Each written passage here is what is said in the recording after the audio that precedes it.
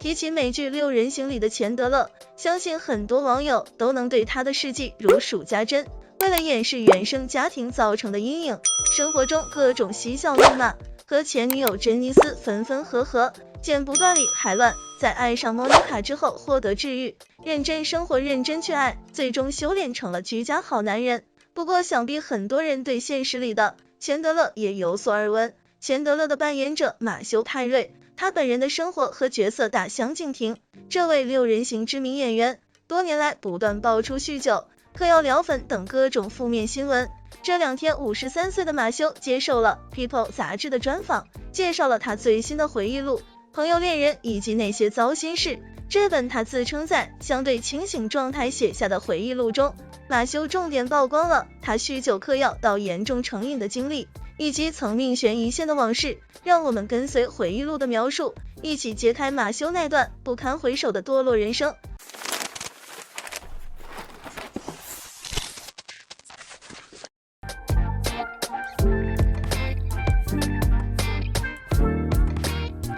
马修的童年倒是和钱德勒有几分相似，他1969年出生在马萨诸塞州，父母在他还没过1岁生日时就离了婚。母亲改嫁后，他跟随母亲去了加拿大生活。中学时，马修一度迷上了网球，但在搬到洛杉矶之后，马修最终选择了表演道路。和后来的许多知名演员一样，马修一开始也是从跑龙套做起的。从80年代末到90年代初，马修在多部电视剧里出演了路人甲或配角。那时候的马修没有别的想法，就一门心思想当大明星。那时候我最大的愿望就是成名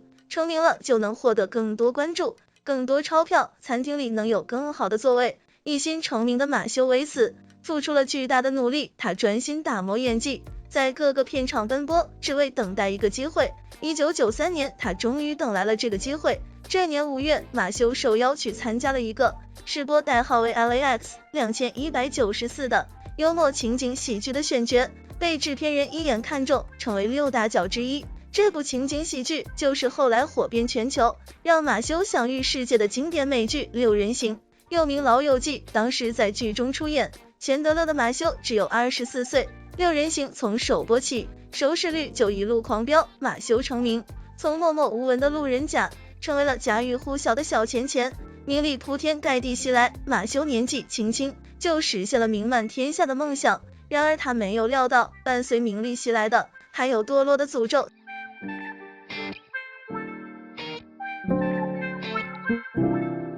此刻的他逐渐把握不住自己了，在刚接拍六人行的时候，马修就有些沉溺于酗酒，但那时候还属于可控的程度，也因此前几季里的马修呈现出来的还都是容光焕发的样子。然而几年之后，随着六人行的持续火爆以及拍摄压力的增大，马修逐渐失控，他的酒瘾越来越大，时常烂醉如泥，连续多日保持清醒都成了奢望。这期间，马修也多次求助医生进行戒酒和康复治疗，却总是复发，没等酗酒问题缓解，另一项成瘾顽疾又找上他。1997年，马修在一场滑雪事故中受了重伤，医生给他开了大量的止痛药奥施康定，马修在服用之后痛疼大幅度缓解，却就此落下了药物成瘾里的马修。就这样嗑药上了瘾，长期酗酒成瘾，又开始嗑药不停，马修只能对外界隐藏自己的真实状态。公开场合他是笑容满面、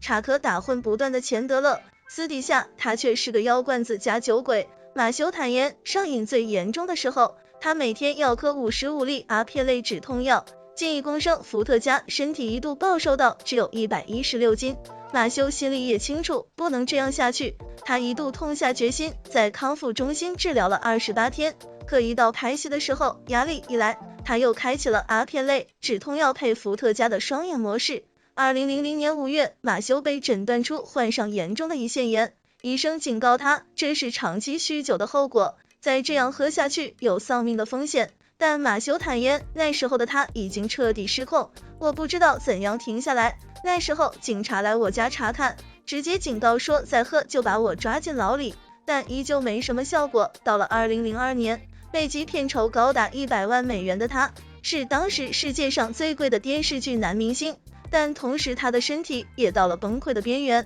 当时六人行已经到了最后几季，马修饰演的钱德勒早已和莫妮卡确立了关系，生活也步入了正轨。剧里的钱德勒依然不失搞笑本色，但与此形成强烈对比的是，剧里笑声不断，片场却无比沉重压抑。因为剧组的每个人都知道马修的身体状况糟糕，深陷酒瘾药瘾，主创团队还必须对外隐瞒这一切。饰演菲比的演员透露，大家都知道马修病得很严重，一点也笑不出来。此时的马修时常无法集中精神，连朋友对他说话都一脸茫然，还时不时莫名发火。你不能要求每个人都保持清醒。马修的前女友更是在多年后爆料，当时马修经常让已经怀孕的他去帮忙买奥施康定，因为药店的人不会怀疑孕妇。无论剧组怎么掩饰，依旧有媒体看出了端倪，挖出了马修酗酒嗑药的丑闻。六人行也一度引发争议，可以说在当时主演六人组里，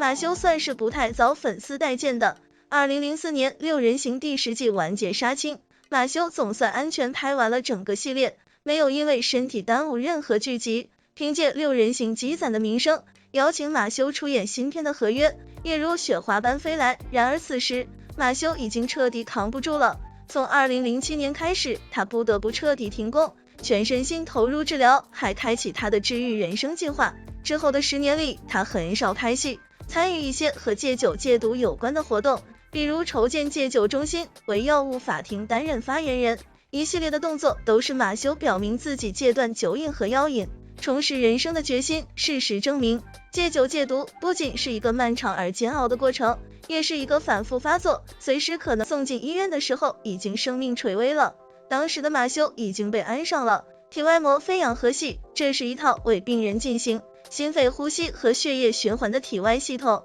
到了这来的告诉马修的家人要做手术，但只有2%的几率生还。幸运的是，马修奇迹般活了下来，他昏迷了整整2周，在医院住了5个月，又带着糟口袋生活了大半年，才最终痊愈。这一次濒死经历后，马修感慨颇多，于是他决定趁自己还清醒的时候，把这些经历都写下来，对自己对他人都是一种帮助和警示。回想这些年来，他做了15次康复治疗，进行了14次手术，身上留下大大小小的疤痕，在他看来，这些疤痕会将永远警示他犯过的错。如今的马修已经不再那么依赖酒精和药物了，他透露了自己的诀窍，每次想嗑药或者想喝酒的时候，我就想想余生都得带着糟口袋生活的样子，这么一想就再也不敢了。虽说马修和他扮演的钱德勒人生际遇总体来说不同，却也有一些相似的地方，那就是无论戏里戏外，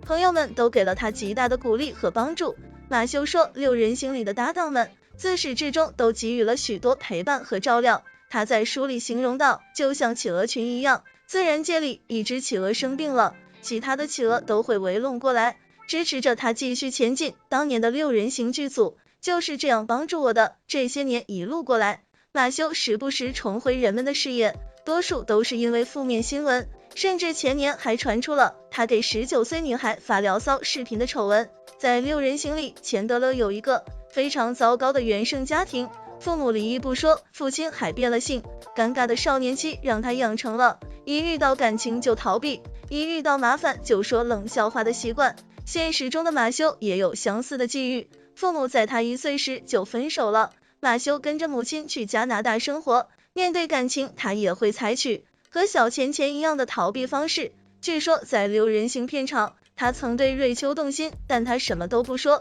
直到她嫁给了布拉德皮特，于是我结束了这段关系。茱莉亚·罗伯茨客串六人行时，两人也有过短暂的约会，在录制真人秀节目时，讲到了他与茱莉亚·罗伯茨的恋爱经历。当年是他抛弃了茱莉亚·罗伯茨，他说自己会是那个主动结束所有恋情的人，包括前几年和未婚妻分手，我很害怕他们出了什么问题，我就和他们分手，但不可能每个人都有问题，是我对爱情非常恐惧。他说自己目前对伴侣最看重的就是自食其力，可能因为此前的感情经历，让他感觉到很多女人会冲着他的钱而来，他们并不真正关心我，这些人是为了钱，他发生的次数比你想象的要多。但他也表示自己现在不再害怕爱情了，甚至产生了结婚生子的迫切想法，期待找到一个有幽默感，从里到外都很美有爱心的妻子。我感觉更自信了，我不再害怕爱情了，所以下一个和我约会的女孩最好小心点。作为一个父亲，我想我会很棒的，我真的知道。